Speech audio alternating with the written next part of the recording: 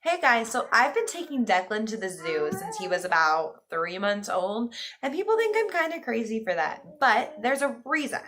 I'm a speech therapist, and some of the first things you actually really work on with baby are the animal names, but before the animal names, the animal sounds.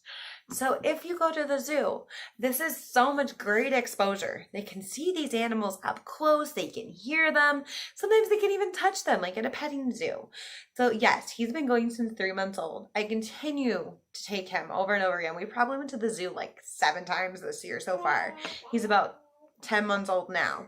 So I highly recommend it as you're there.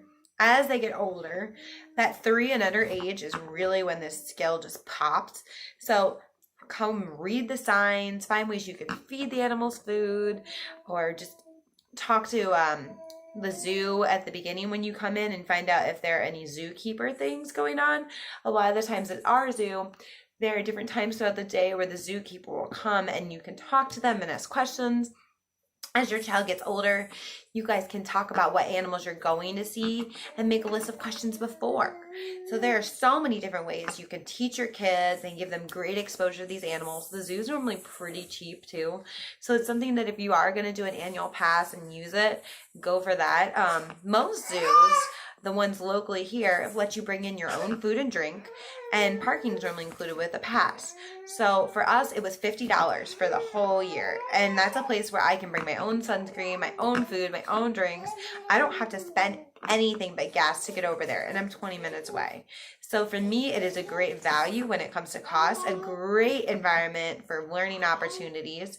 Even if you just want to do the splash pads or the kids play areas, you've heard my spiel on outdoor kids play areas, bring your Lysol wipes. But you can do these things. They're great social experiences for your child. So I really am supportive of this. There are rides there, which I don't always condone giving rides and prizes and souvenirs, especially not on every trip. My golly, it would add a fortune to your cost and then would defeat the purpose of the great value of spending very little money. Most 3 and under are free, by the way, too. So for me, if you do want to do something like that, you can pick a special day, like a birthday, or maybe if you have chore charts, they can earn things as maybe an ice cream at the zoo or feed for the goats. Those can be things that they can reward. You can reward them with if they do all their chores for the entire 2 weeks and they get enough stickers on their chart. If those are something you're working on, those are good goals and things to reward with. But I don't recommend doing that every time you go to the zoo. It can get very costly, and it's also something that you are already rewarding the child with a trip out there to go see the animals. I highly recommend picking a favorite animal and then learning a ton about that animal. You can go to the library after you leave the zoo and you can go get books on that animal specifically and maybe the country that they're from, so you can learn a lot of different things, and this can be just a really great foundation for teaching your child and giving you ideas too. Maybe even the kinds of food they eat. You can go get a book on that kind of food. So if you're talking about gorillas, maybe you're gonna get a book on bananas and a book on gorillas and wherever they're from.